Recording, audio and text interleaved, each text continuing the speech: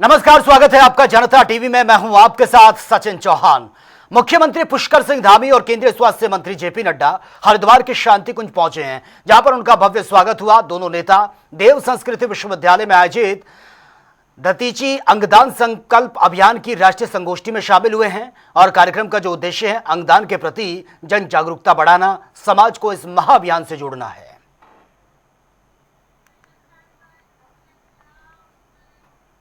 और वे कांग्रेस ने यूकेडी नेता आशीष नेगी के 1984 और ऑपरेशन ब्लू स्टार संबंधित बयानों पर कड़ी आपत्ति जताई है। पार्टी ने बयान को सामाजिक सौहार्द और उत्तराखंड की छवि के लिए नुकसानदायक बताते हुए सार्वजनिक माफी की मांग की है।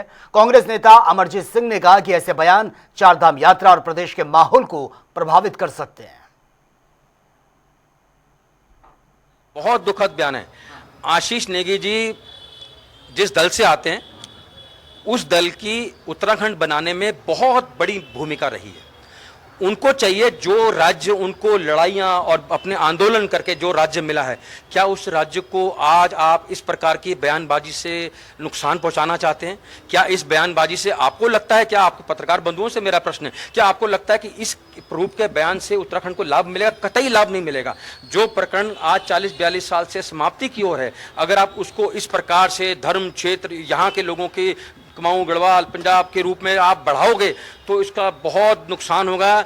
आशीष जी, मुझे नहीं पता भविष्य क्या है आपका इस राजनीति की दुनिया में, लेकिन आने वाली जो हमारी उत्तराखंड की जनता है, पंजाब की जनता है, देश की अन्य जनता है, जो हमारा चार धाम यात्रा कहीं बहुत प्रभावित होगी, नुकसान होगा। मेरी हाथ जोड़ के उनसे निवेदन है, ऐसी बयानबाजी ना करें। आपने जो बयान दिया है आपको उसके लिए सार्वजनिक रूप से क्षमा मांगनी चाहिए और अपने दिए गए बयान पर पुनर्विचार करना चाहिए। कर्णप्रयाग के नगरासू में निहंग विवाद अब सियासी मुद्दा यह बन गया है। बीजेपी और कांग्रेस इसको लेकर आमने सामने है। बीजेपी ने कांग्रेस पर माहौल बिगाड़ने का आरोप लगा दिया, जबकि कांग्रेस ने सरकार और प्रशासन की विफलता को जिम्मेदार बता दिया है। दोनों दलों के बीच जो आरोप प्रत्यारोप है वो अब शुरू हो गया, जिससे राजनीति भी गर्मा गई है। कानून अपना काम करता है, वो किसी के भी नतमस्तक नहीं है। कानून किसी को भी अपने हाथ में लेने का अधिकार नहीं है। सरकार ने पहले भी उसमें कार्रवाई करी है और आगे भी कार्रवाई करेगी, जांच चल रही है। लेकिन बात यहाँ पर सवाल जो सबसे बड़ा उठता है वो ये है आस्था का। उत्तराखंड हमारी देवों की भूमि है, यहाँ पर हमारे चारों धाम बसते हैं, यहाँ श्रद्धालु पहुंचते हैं। तो सरकार की जो ईमानदारी है और जो मनसा है वो साफ है कि जो यहाँ श्रद्धालु पहुंच रहे हैं, इस प्रदेश के अंदर शांत वातावरण बना रहना चाहिए, यहाँ पर हिंसा नहीं भड़कनी चाहिए। यही कारण है कि कभी कभी सरकार को ऐसे निर्णय भी लेने पड़ते हैं अपनी जन भावनाओं के अनुरूप, अपनी प्रबुद्ध जनता के लिए, कि वो इस प्रदेश की आबो हवा को खराब ना होने दे। तो जाहिर सी बात है कि कानून अपना काम कर रहा है और इसमें जांच भी चल रही है, लगातार उनसे वार्ता भी हो रही है, उनके ग्रंथी जो उनके गुरु हैं उनको बुलाया जा रहा है। लेकिन मेरा सिर्फ ये निवेदन है और अपील है अपने निहंग के भाइयों से, क्योंकि वो यहाँ यात्रा करने आते हैं, इस यात्रा को सौहार्दपूर्ण तरीके से करें, सद्भावना बना करके रखें। यहाँ पर ईगो किसी की भी सेटिस्फेक्शन करने के लिए नहीं सरकार बनी है। यहाँ पर इस प्रदेश की आस्था को कोई चोट ना पहुंचे, यहाँ के धर्म को कोई जो है चोट ना पहुंचे, हमारे श्रद्धालु यहाँ पहुंचे उनको कोई दिक्कत परेशानी ना हो, जो स्थानीय निवासी इस उत्तराखंड में है, क्योंकि वो तो सबका स्वागत करते हैं। जितने भी यात्री इस प्रदेश के अंदर आते हैं सबका हम जो है स्वागत करने का काम करते हैं। हम हर धर्म का सम्मान करते हैं, तो इसलिए उनको भी ये समझना चाहिए उत्तराखंड में आने से पहले या अपनी यात्रा को करने से पहले कि वो यहाँ का सौहार्द कैसे बना के रखेंगे, यहाँ की सद्भावना को कैसे कायम रखेंगे। तो सरकार अपना काम कर रही है, जांच होगी, उसमें पता चल जाएगा कौन दोषी और कौन नहीं। देखिए, सरकार ने कर्णप्रयाग वाले मामले को अगर हम देखें, सरकार ने बीच बचाव का काम तो किया लेकिन देर से किया, और जब दोनों तरफों से सरकार पर दबाव आया तो सरकार ने भूमिका तब निभाई। सरकार और प्रशासन अगर समय रहते कर्णप्रयाग वाले मामले को सही तरीके से डील करता तो मुझे नहीं लगता कि मामला इतना तूल पकड़ता। और इसका खामियाजा जिस प्रकार से आप देख रहे हैं, हमारी चार धाम यात्रा, हेमकुंड साहिब यात्रा, ये बहुत खूबसूरत तरीके से चल रही थी, आज वो प्रभावित हुई और आम जनता का भी नुकसान हो रहा है, जो बाहर से आने वाले यात्री हैं उनका भी नुकसान हो रहा है, और प्रदेश भी कहीं ना कहीं, प्रदेश चलता है वो पर्यटन के भरोसे चलता है, तो कहीं ना कहीं ये नुकसान बहुत दूर तक जा रहा है। मुझे लगता है कि सरकार को समय रहते चेत देना चाहिए था। अभी भी समय है कि जो सोशल मीडिया पर नेगेटिव बयानबाजी हो रही है, सरकार को चाहिए उस बयानबाजी को तुरंत रोके, और ऐसे जो लोग गलत बयानबाजी कर रहे हैं, दोनों पक्षों की बात करूंगा मैं किसी एक पक्ष की बात नहीं कर रहा, दोनों पक्षों से गलत बयानबाजी आ रही है, ऐसे दोनों गलत बयानबाजी जो आ रही है उस पर तुरंत रोक लगे और न मानने वालों पर उस पर कार्रवाई भी होनी चाहिए, तभी हमारी यात्रा सुगम और सुचारू। और उत्तराखंड में कांग्रेस 28 और 29 जून को प्रवर्तित क्षेत्रों की सभी विधानसभा सीटों पर परिवर्तन संकल्प यात्रा ये निकालने जा रही है और इस दौरान पार्टी कार्यकर्ता आम जनता से संवाद कर सरकार की नीतियों, जनहित के मुद्दों पर अपनी बात भी रखेंगे। कांग्रेस विधायक प्रीतम सिंह ने कहा कि यात्रा में महंगाई, बेरोजगारी, किसानों की समस्याएं, भ्रष्टाचार, कानून व्यवस्था जैसे मुद्दे प्रमुख रहेंगे। उन्होंने ये भी आरोप लगा दिया कि प्रदेश सरकार हर मोर्चे पर विफल रही है और जनता बदलाव चाहती है। पर्वतीय क्षेत्र के अंतर्गत जितनी भी विधानसभाएं हैं, उन विधानसभाओं में 28 और 29 से जो है हर विधानसभा में जो 4 जोन में हमने बांटा है, हर जोन में जो है कांग्रेस के सभी लोग जो है आम जन से सीधा संवाद स्थापित करेंगे। और जो सरकार की विफलताएं हैं, जिस तरीके से आज नौजवान त्रस्त है, महंगाई से आम जन त्रस्त है, किसान सड़कों पर संघर्ष कर रहा है, भ्रष्टाचार अपने चरम पर है, खनन माफिया, शराब माफिया, भू माफिया सरकार को चलाने का काम कर रहे हैं। फिलहाल यहां रुकेंगे, एक छोटे से ब्रेक, लौटेंगे कुछ और खबरों के साथ।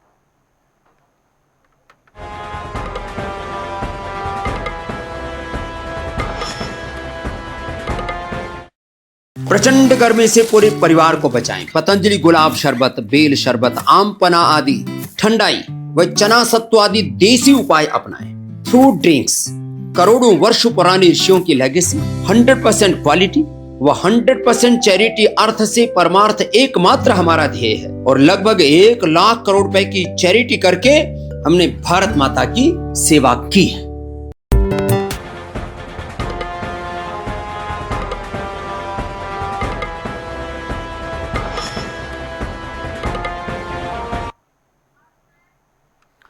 चलिए खबरों में आगे बढ़ते हैं। निहंगों से जुड़े विवाद को लेकर कांग्रेस ने उत्तराखंड सरकार पर निशाना साधा है। कांग्रेस प्रवक्ता प्रतिमा सिंह ने यह आरोप लगा दिया कि कर्णप्रयाग और रुद्रप्रयाग की घटनाओं के बाद भी सरकार ने सख्त कार्रवाई नहीं की है। आरोपियों को वीआईपी ट्रीटमेंट देकर वापस ये भेज दिया गया। उन्होंने कहा कि इससे कानून व्यवस्था पर सवाल खड़े होते हैं। प्रतिमा सिंह ने यह भी कहा कि सरकार की नीतियों से प्रदेश का माहौल यह प्रभावित हुआ और दोषियों के खिलाफ कड़ी कार्रवाई होनी चाहिए।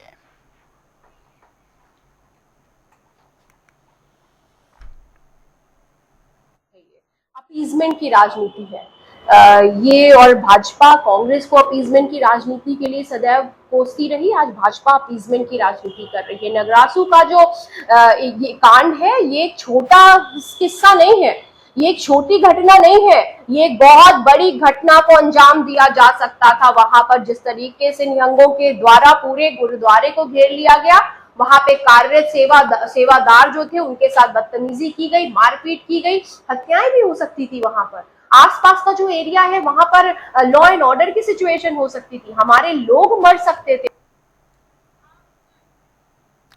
उत्तराखंड के रास्ते होने वाली कैलाश मानसरोवर यात्रा की तैयारियां अंतिम चरण में है। पहला जो तीर्थ यात्री दल है वो 4 जुलाई को उत्तराखंड पहुंचेगा और इस साल 50-50 श्रद्धालुओं के 10 जत्थे लिपुलेख मार्ग से यात्रा करेंगे। श्रद्धालुओं को केवल 38 किलोमीटर पैदल चलना होगा और शेष यात्रा वाहन से ये करनी पड़ेगी।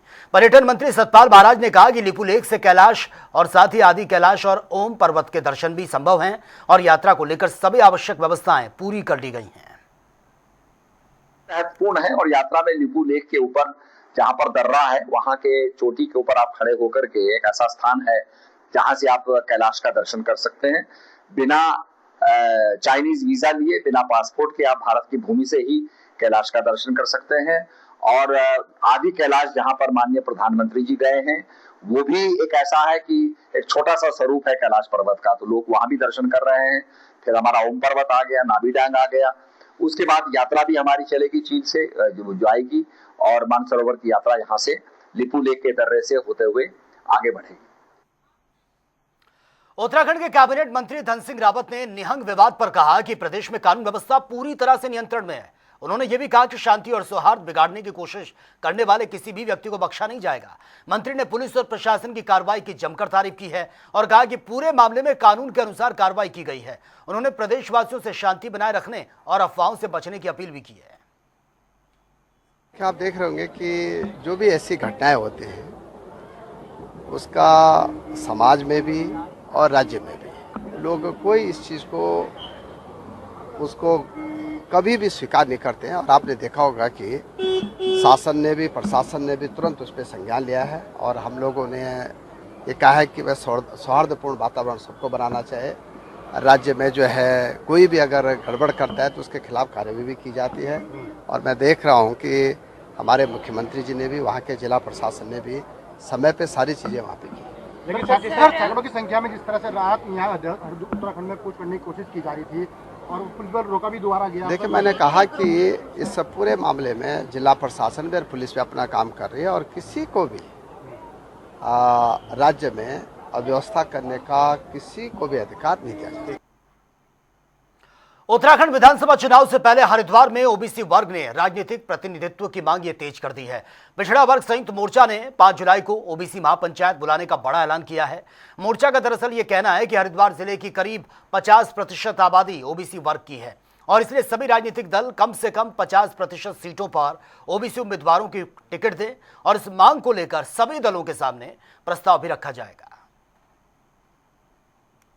हम लोगों ने जो प्रेस वार्ता की है ओबीसी समाज के लोगों को लेकर, तो उसमें हमने आपके सामने भी बात रखी कि 5 जुलाई को हमारी शुभारंभ वेंकट हॉल में ओबीसी समाज के लोगों की मीटिंग होगी और उसमें जो मुद्दे तय होंगे ओबीसी समाज के हितों के, उसको लेकर रणनीति बनाई जाएगी और सरकार और संगठन सभी पार्टियों के जितने भी हैं वो हमारे ओबीसी समाज के लोगों को हमारी जनसंख्या के हिसाब से प्रतिनिधित्व दें।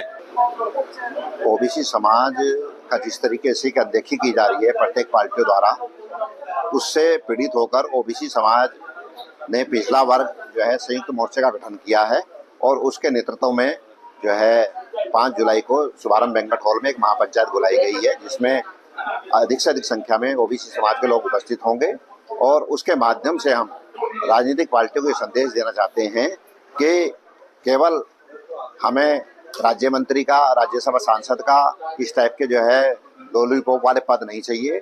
हमें जो लोकसभा में और विधानसभा में हमारे समाज का जो है प्रतिनिधित्व कर सके, इस तरीके के हमें जो है विधायक और सांसद चाहिए। राम मंदिर दान प्रकरण पर 2 ट्रस्ट सदस्यों के इस्तीफे के बाद अब आचार्य महामंडलेश्वर स्वामी कैलाशानंद गिरी महाराज का बड़ा बयान सामने आया है।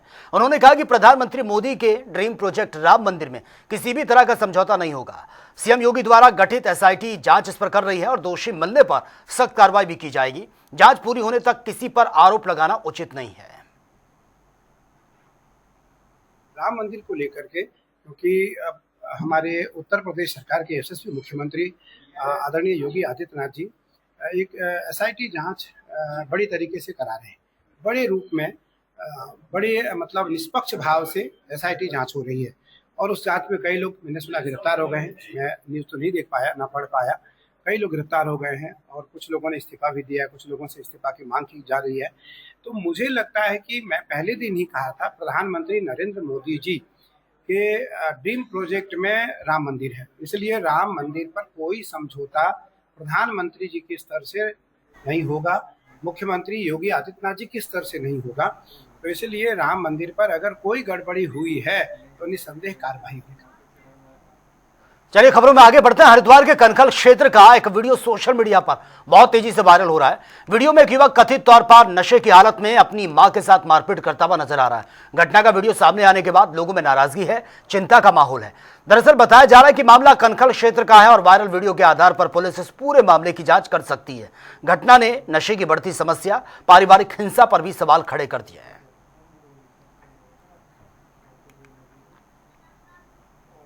और वे लक्सर के सुल्तानपुर में 112 पर मिली मारपीट की यह खबर जो है, पुलिस जो टीम है अब उसको विरोध और हंगामे का सामना भी करना पड़ा है।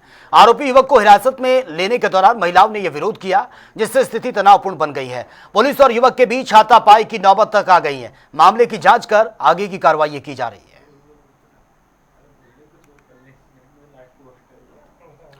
अंतर्राष्ट्रीय मादक द्रव्य दुरुपयोग और साथ ही अवैध तस्करी विरोध दिवस पर मसूरी में होटल्स और होम स्टे साथ ही पर्यटन कारोबारियों के लिए जागरूकता कार्यशाला आयोजित की गई है और विशेषज्ञों ने नशा रोकथाम, अतिथि सत्यापन, सीसीटीवी निगरानी और कानूनी जिम्मेदारियों की जानकारी दी है। अधिकारियों ने संदिग्ध गतिविधियों की तुरंत सूचना पुलिस को देने की भी अपील की और साथ ही लोगों से वैज्ञानिक तरीके से नशा मुक्त उपचार करने का आग्रह करते हुए मसूरी को सुरक्षित, जिम्मेदार, नशा मुक्त पर्यटन स्थल बनाने का भी संकल्प ये दोहराया है। डे है अगेंस्ट ड्रग, तो 26 जून को एक पूरे की पूरे दुनिया में इसके ऊपर कार्यक्रम चलाया जाता है। हम लोग अपने आप को रीडेडिकेट करते हैं कि नशा एक ऐसी समस्या है जिससे कोई अछूता नहीं है। अगर कोई नशा नहीं कर रहा है मगर वो सड़क पे चला, कोई दारू पीने वाला है और दारू पीने के कारण उसने उसको ठोक दिया, उसकी कोई गलती नहीं थी। एक बच्चा है जो नशा कर रहा है, 4 से 5 हजार रुपया उसको एक दिन का चाहिए, वो कहाँ से पैसा लाएगा? तो वो क्राइम करता है, वो मोबाइल चोरी करता है। और विश्व मादक द्रव्य दुरुपयोग और अवैध तस्करी निरोधक दिवस पर देव संस्कृति विश्वविद्यालय में सामाजिक न्याय और आधिकारिता मंत्रालय और साथ ही अखिल विश्व गायत्री परिवार के बीच एमओयू पर हस्ताक्षर हुए हैं। समझौते के तहत देश भर में नशा मुक्त भारत अभियान को व्यापक स्तर पर ही यह चलाया जाएगा और केंद्रीय मंत्री डॉक्टर वीरेंद्र कुमार ने कहा कि नशे के खिलाफ सामाजिक और आध्यात्मिक संस्थाओं की भागीदारी जरूरी है। इस अवसर पर हजारों स्वयं सेवकों ने जन जागरण रैली निकालकर नशा मुक्त समाज का संदेश भी दिया है।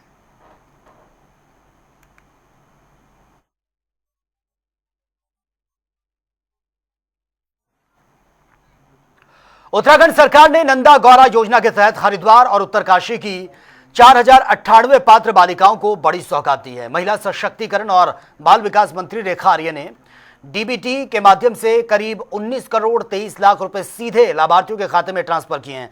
मंत्री ने यह भी कहा कि औपचारिकताएं पूरी होने के बाद लंबित मामलों का भी भुगतान कर दिया जाएगा और सरकार का जो लक्ष्य है, कोई भी पात्र बेटी योजना के लाभ से वंचित ना रहे।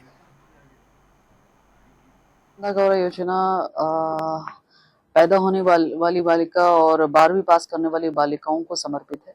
इन दोनों ही योजनाओं के माध्यम से नंदा गौरा योजना संचालित है और निश्चित रूप से पूर्व में 2025-26 वित्तीय वर्ष का हमने नंदा गौरा योजना की लगभग 33,251 जो हमारी चिन्हित बालिकाएं थी उनको नंदा गौरा योजना का लाभ निर्बाध तरीके से हम दे रहे थे। उसमें हरिद्वार जनपद और उत्तरकाशी जनपद की कुछ औपचारिकताएं रह गई थी जो उस समय उनको धनराशि नहीं दी जा सकी। और में उत्तराखंड के पर्यटन मंत्री सतपाल महाराज ने चारधाम यात्रा पर श्रद्धालुओं से सुरक्षित यात्रा करने की अपील की है। उन्होंने कहा, ऊंचाई वाले क्षेत्रों में जाने से पहले श्रीनगर और जोशीमठ जैसे स्थानों पर रुककर शरीर को मौसम के अनुकूल ढालना जरूरी है। मंत्री ने यह भी कहा कि अब तक 40 लाख से अधिक श्रद्धालु चारधाम के दर्शन कर चुके हैं, जबकि 52,82,000 से अधिक यात्रियों ने पंजीकरण करवाया है और इस साल यात्रा में नया रिकॉर्ड यह बनने की भी उम्मीद है।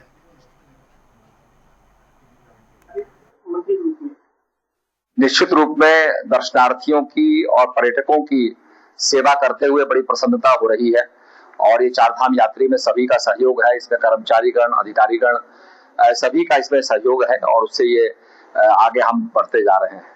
मुझे ये बताते हुए बड़ा हर्ष हो रहा है कि यमुनोत्री में 6,03,107, गंगोत्री में 6,41,083, केदारनाथ में 13,04,095, बद्रीनाथ में 12,52,575 यात्रियों ने जो हैं दर्शनार्थियों ने दर्शन किए हैं। और उत्तराखंड में मानसून की दस्तक से पहले सरकार ने आपदा प्रबंधन की तैयारियां तेज कर दी हैं। बीजेपी के प्रदेश मीडिया प्रभारी मनवीर चौहान ने कहा कि राज्य की विषम भौगोलिक परिस्थितियों को देखते हुए सरकार ने पूर्व मानसून योजना तैयार की है ताकि राशन वितरण, सड़क बहाली और राहत कार्यों में कोई बाधा ना आ सके। उन्होंने विपक्ष के आरोपों को निराधार बताते हुए कहा है कि सरकार और प्रशासन पूरी तरह से एक्टिव है, जबकि विपक्ष केवल भ्रम फैलाने की कोशिश कर रहा है।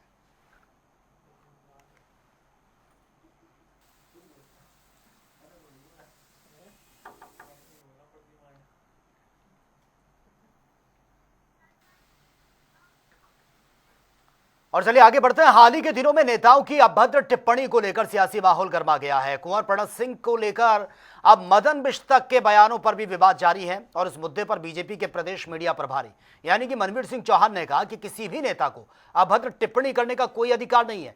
उन्होंने कहा, बीजेपी ऐसे बयानों की कड़ी निंदा करती है और राजनीतिक मर्यादा बनाए रखना सभी जनप्रतिनिधियों की जिम्मेदारी है। देखिए, हर बात का चाहे कोई भी अनुशासनहीनता करते हो, चाहे किसी अगर इस तरह का व्यवहार कोई भी करता है तो पार्टी उसका निश्चित रूप से संज्ञान लेती है, निश्चित रूप से हाईकमान इसका संज्ञान ले रही है। अच्छा सर, तो फिलहाल इस बुलेटिन में मेरे साथ इतना ही, लेकिन तमाम खबरों के लिए आप बने रहिए जनता टीवी के साथ। नमस्कार।